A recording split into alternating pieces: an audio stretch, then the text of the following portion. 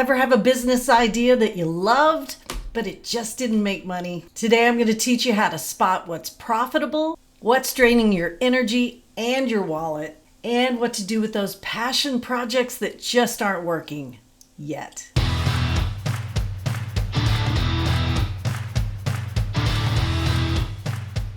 Hey, I'm Dr. Kate Walker. Welcome to your Tuesday coaching. And today I'm going to read this because I want to make sure I get the title correct. But what if it's not profitable? 3 things to do with bad ideas that will help your business. And I'll probably give you more than 3. I just like doing odd numbers. So it's either going to be 3 or 5. So here we are, 3, probably going to be more than 3.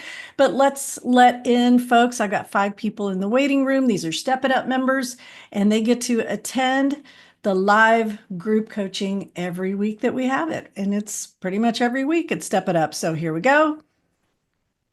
And we've got people joining. Get everybody in. I want to make sure that I keep that open. And we've got notes being taken. Everybody grab your chat and make sure you have that handy, and I'll get that open so I can catch questions as well. Grabbing my notes. So this topic is near and dear to my heart. And it's funny because I see Ellie on the call today because I said something in our business coaching chat today that was like, why do the mistakes always have to come first? So that's kind of our overarching concept here. Because when I see people in real life, a lot of times what they'll comment is like, oh, it's so cool. You've got so many things that work. And y'all, they have no idea the things that I have cut, chopped, tossed, trashed.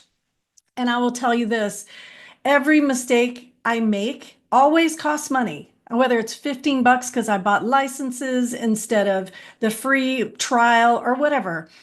It's always going to come before whatever it is that actually works. So I'm putting that out there because if you are here live with me or you're listening on a replay, and by the way, if you're listening on a replay, go you, because you're going to learn something today that hopefully gets your business to where you want it to be. But this is something that there's this notion that it's just going to all, no, nobody thinks it's all going to go right all the time, right? We're therapists. We're constantly telling our clients it's not going to go right all the time. But here's how to make it profitable. So the premise comes from, and I want to say this, I actually wrote it out phonetically, Mike Michalowicz, The Pumpkin Plan. Google it, find it, read it. So the idea in the pumpkin plan is, there are these folks that grow giant pumpkins and there are folks that grow tiny pumpkins, right? So you can guess where I'm going here. One giant pumpkin seed can sell for like $10,000 a seed. And you compare that with having to have a pumpkin patch, and then people come out and around Halloween and they're taking pictures. Well, you're not making near the money. You're having to spend all the money on water, food, feeding, gardening, whatever, when you just could have grown one giant pumpkin and each one of those seeds could have been profitable for you. So the pumpkin plan, this idea of figuring out what's profitable and then pruning your business so that you are focusing on the things that bring profit. And we're not going to throw out the little pumpkins. We're actually going to turn these pumpkins into something that brings you more clients. Or if we're talking side hustles, I'll use the word customers. So just keep that in mind. If you hear me say customer, if you hear me say client, I really am speaking to whether we're talking side hustle today or we're talking about your practice. So let's define profitable. I'm not going to get complicated here. You could go listen to another podcast where I talk about how to set up a business banking account and how I talk about the difference between profit and income. And it's probably one of those episodes where we're talking about taxes because that's how you get taxed. Really just want you to take your best guess. And so when you think profitable, does it make money? And then the next level is, does it make enough money? Those are the 2 things we're just going to look at. Does it make money? Does it make enough money? All right, so you with me so far? When you start to look at defining these products, I'm going to be very, very general here because I know we've got people in all walks here. We've got people very beginning stages of practice and they're just focusing on hour by hour. And then I've got folks who've got a big practice and you've got enough people and you're ready to start your side hustle. So let's define those products. When we're talking about profitable products, it could be a side hustle like a course or a webinar, or like me, I did a DVD set that I filmed in my kitchen and I sold at conferences. Holy moly, that was expensive. So when you're looking at your therapy business, though, I want you to think in terms of two things. The type of therapy, so think about your CPT code, right? Individual therapy, group therapy, couple counseling, okay? And the specialty. So I'm gonna be very kind of loose there. So when we think of the CPT code, individual could be adult, individual could be kids, individual could be an adolescent, right? So when we think about specialty, I want you to dig down a little deeper there, right? So are you looking at your individual sessions with people suffering with grief?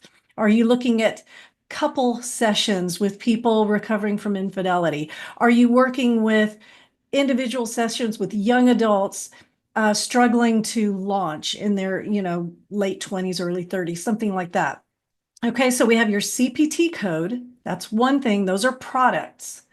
And then we have the people who actually walk through your door.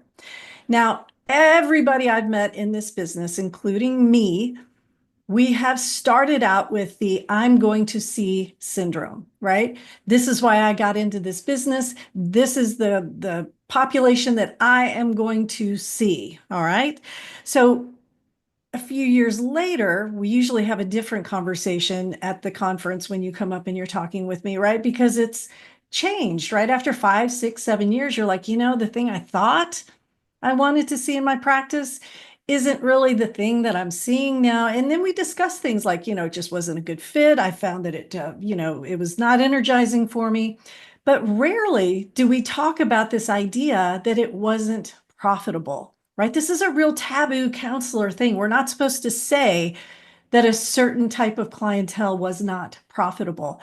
So this is the place where we talk about that stuff. So if you, for example, you live in a suburban community and you want to see clients suffering with grief, and you're going to put that out there as your specialty, but you've got 5 mega churches in town that give away that stuff for free, that is tough. That is a tough, tough market.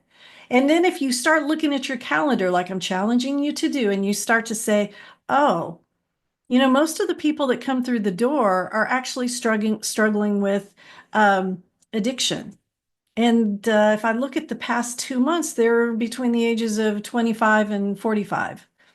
Okay, so this is that moment when I want to challenge you to perhaps flip to, maybe I should start identifying this as my profitable pumpkin.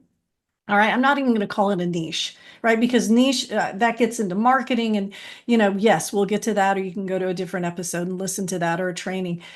But right now, you're just looking at the people walking through your door. And if you look at the people walking through your door and then you start running numbers, holy moly, you're going to get an eye-opening experience here, because you may look at this and say, I had 80 sessions this month. Only 20 of them were couples, but they made up 50% of my income.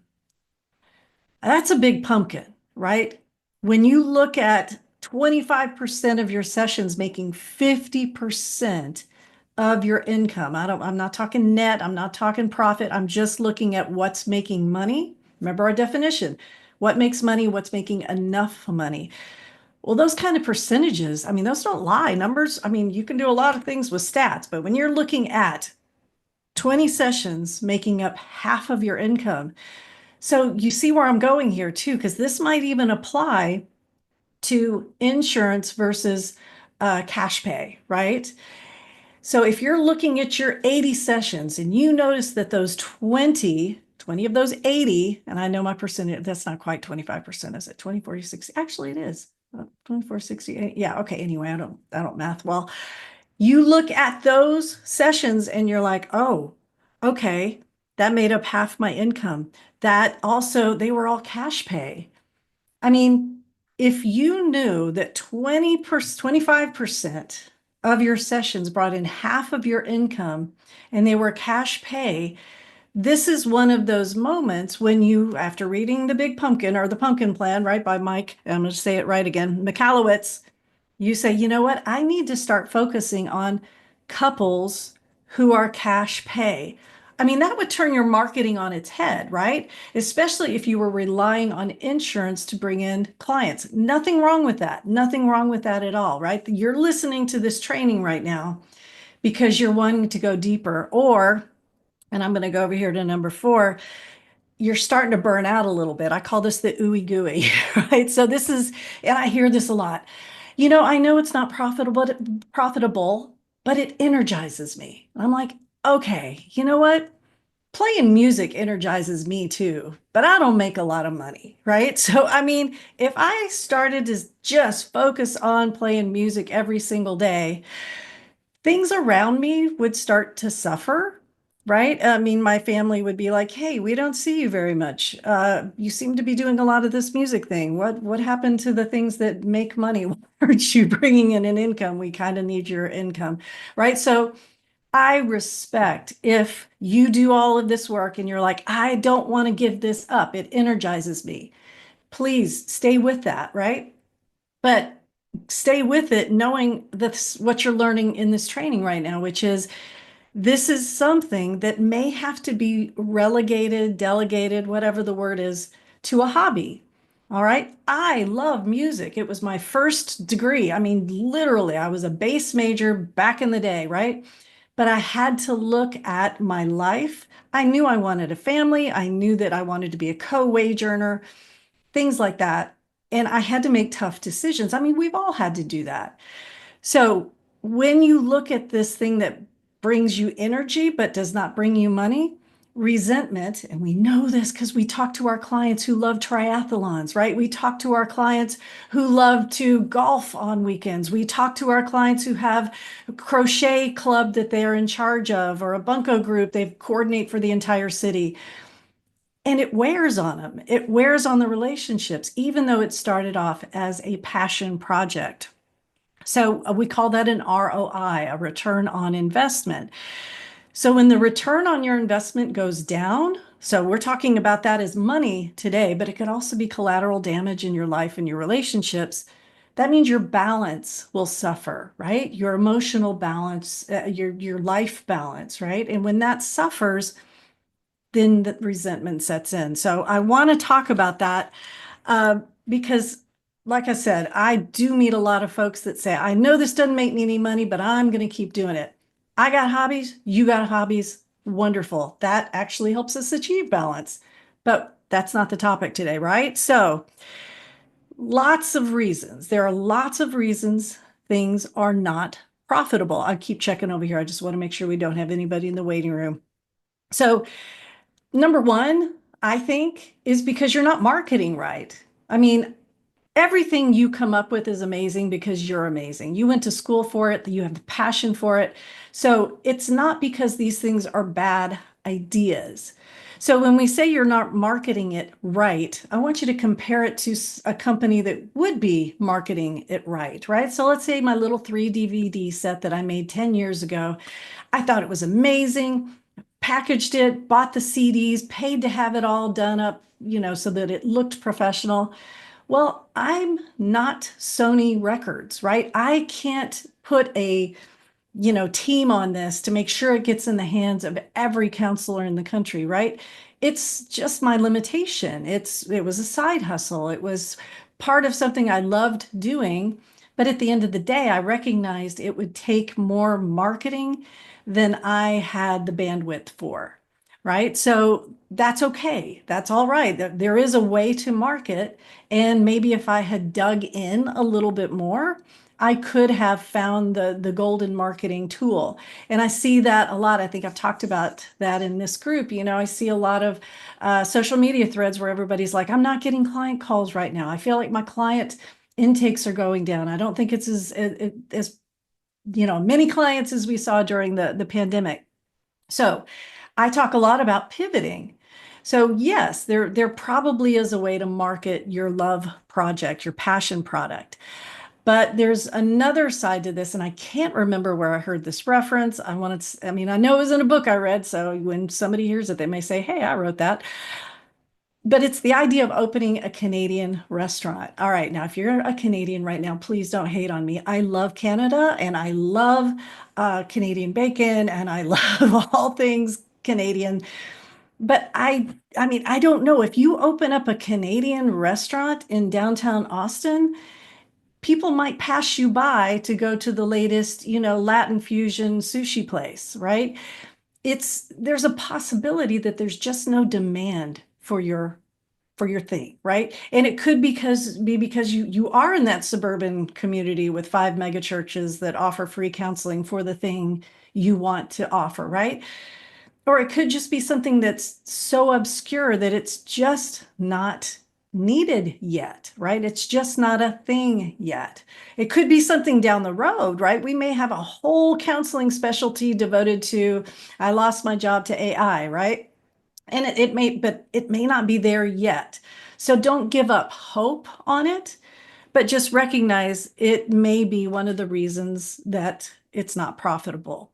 All right. So what do you do with these non-profitable things? I'm going to talk about marketing, right? So you should have 2 piles now. You should have one pile with only one thing in it, 1 or 2 things, and that is the thing, the product, the CPT code, the specialty, whatever it is, where you are making enough money. Then you got another pile over here with all this stuff, and it's maybe 12 months worth of stuff that didn't make you money.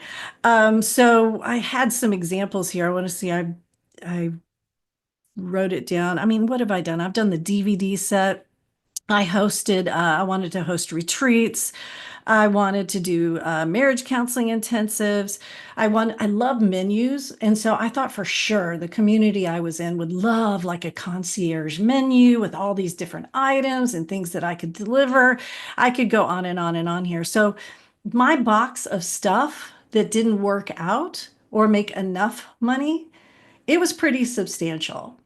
And so many of those things became freebies on my website. So for example, my retreats or marriage intensives for couples who are wanting to survive infidelity, that actually turned into a YouTube video that got thousands and thousands of views. And I was able to put that YouTube video on my website so people could click, and this didn't even have my face on it. This was like, and I think it was narrated by my daughter. It did not have my face, not my voice. I think it just had like a headshot of me and then some, really kind of not great PowerPoint images, like before AI, like very, very canned images. But those thousands of views got me clients. People, because I put my call to action right next to that, right? Schedule a free consultation. Folks would watch the video, they would schedule a free consultation, they would say, I watched your video, or, I had my wife watch your video, or I had my husband watch the video. And so I took my non-profitable marriage intensive that I was, and honestly, I was probably going to write a book about it. I had a lot of stuff, y'all. I had a lot of stuff. So I turned it into a video that increased my like and trust factor. When people like you, when they feel like they know you and they trust you, then they are more likely to press that call to action. And right, and you got to have that call to action right next to it. Another thing is downloadable freebies. We've talked about this before. If you are interested in creating sort of a real brand, a brand around this idea of you positioning yourself as an expert in the field, well, you're going to want a newsletter. You're going to want to contact folks and let them know what you're doing this month, what new thing you've learned. You can start this with a freebie.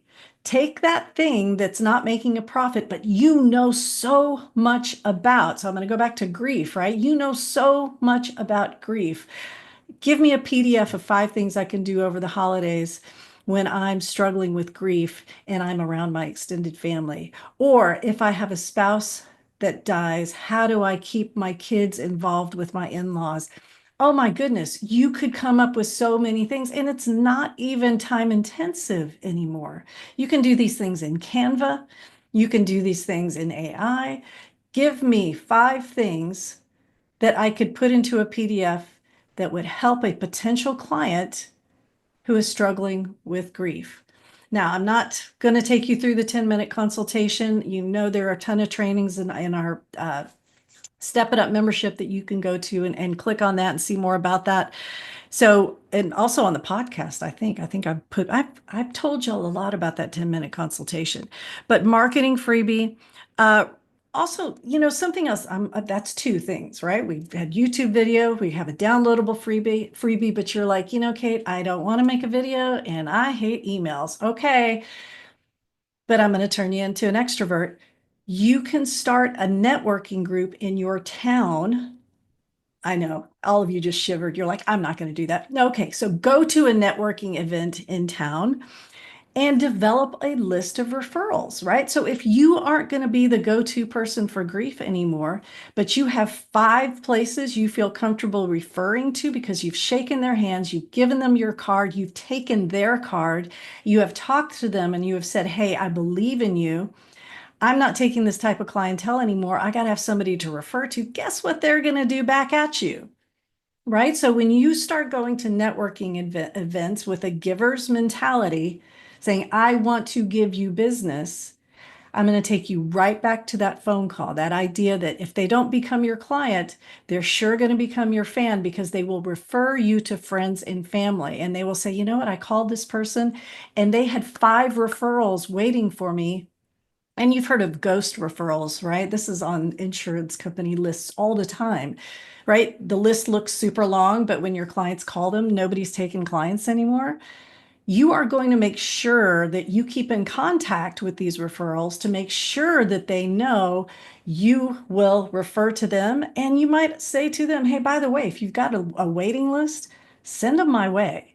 I've got openings, or I'm a supervisor and I've got these associates just chomping at the bit to take on some clients. So got a waiting list, got a waiting list, got a waiting list, bring them, send them my way, right? This giver's gain mentality, right? So that was, what are we up to? 4, 3, 4.